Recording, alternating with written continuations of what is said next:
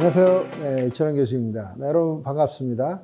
네, 오늘 우리 65화는 일상 속의 체육이 우리 행복의 세계로 인도하는 그런 놀라운 이야기를 해보도록 하겠습니다.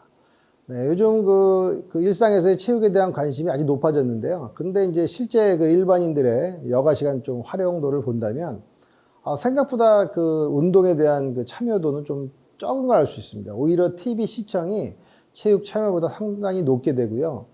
몇 년 전째 그 생활체육 참여율이 정체되어 있는데 그 이유는 바로 지금 주변에 체육 말고도 또는 스포츠 말고도 재미있는 활동이 많아서 그렇다는 거죠. 운동보다는 좀 이렇게 손쉽게 얻을 수 있는 여러 가지 재미. 특히 제가 보기에는 휴대폰, 여러분들이 많이 쓰고 계신 이 휴대폰이나 컴퓨터로 하는 다양한 SNS라든지 게임이라든지 또는 동영상 시청, 이러한 여가 활동이 체육을 좀 멀리 하게끔 하는 그런 요인으로 작용하고 있는 것 같습니다. 네, 생활체육 참여율을 지금부터 높이기 위해서 좀 몇 가지 좀 제언이 필요한데요. 그걸 좀 이야기해 보도록 하겠습니다. 그 첫 번째는요, 생활체육과 학교체육의 어떤 유기적 연결이 필요합니다.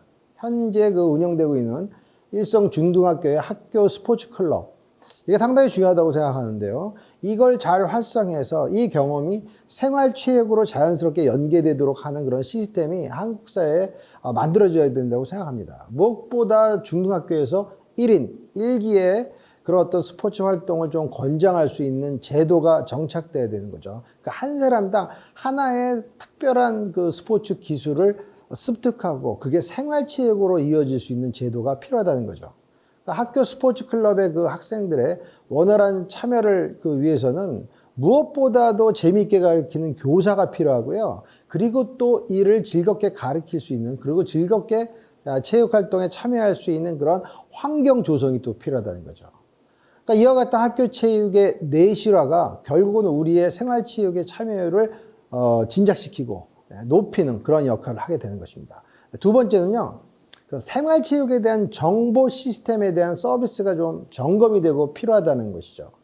운동을 원하는 사회 구성원이 어떤 필요한 정보를 얻는 데 있어가지고 그 체육 활동을 제대로 할 수 있는 그런 정보 시스템이 만들어져야 되고, 이렇게 만들어지면 결국 운동 효율성에 많은 기여를 하게 됩니다. 현재 운영되고 있는 생활체육 정보 포털 서비스도 어떻게 본다면 이용자의 편의에 맞게 수정되고 그들의 시각에 맞는 정보를 줄 수 있는 시스템이 되어야 하는 거죠.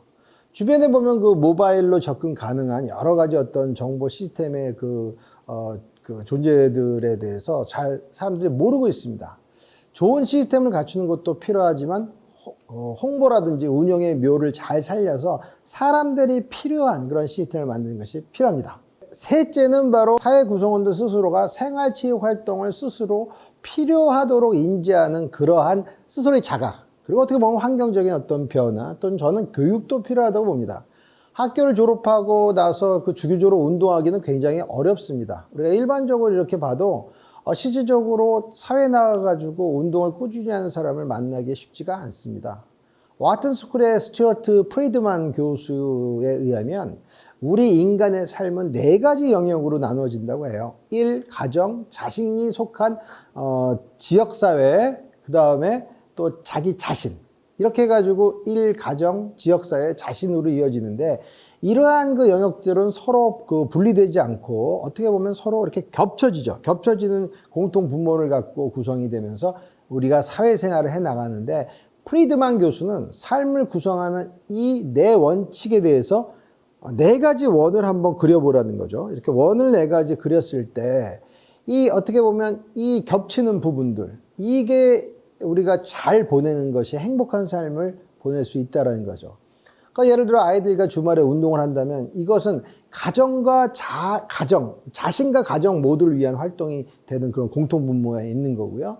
주말에 회사 직원들과 소외계층 아동들을 위해서 축구, 지도하는 봉사를 한다면 이는 직장과 동네 아이들, 아까 제가 얘기했던 그 지역사회와의 그 공통 분모에서의 원만한 인간관계를 향상하는 놀라운 그런 지역사회, 봉사 활동을 하는 것이죠. 일에 너무 치중하지 않고 가정 구성원들과도 시간을 어느 정도 또 보내면서 또 자신의 건강이나 행복을 추구하고 동시에 지역사회 모든 구성원들이 행복하게 살 수 있는 그런 방향에서 스포츠 활동, 운동을 우리가 적용해 나간다면 우리의 삶은 더 행복한 삶을 살 수 있습니다.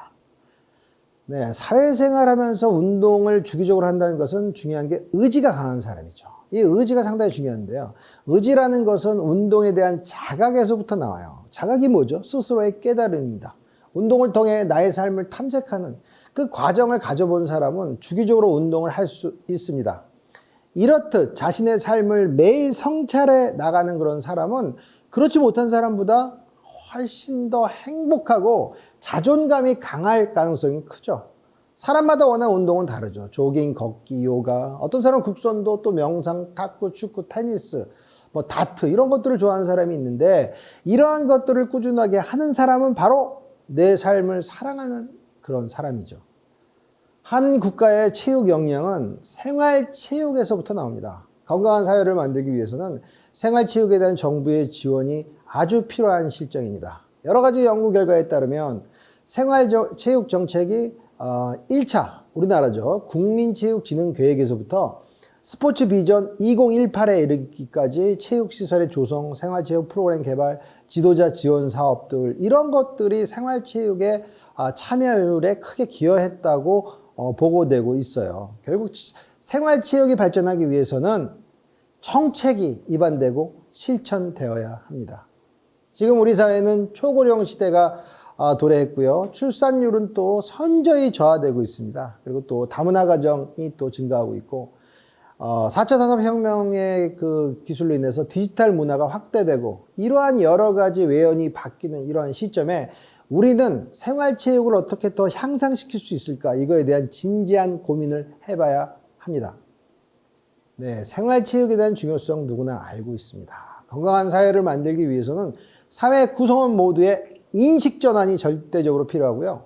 운동 참여자, 운동 주최자나 정부, 학교, 사회체육 지도자 이런 모든 사람들이 체육을 위한 소위 협업관계, 콜라보레이션을 제대로 만들 때 우리 사회의 생활체육이 정착될 수 있다고 생각이 듭니다.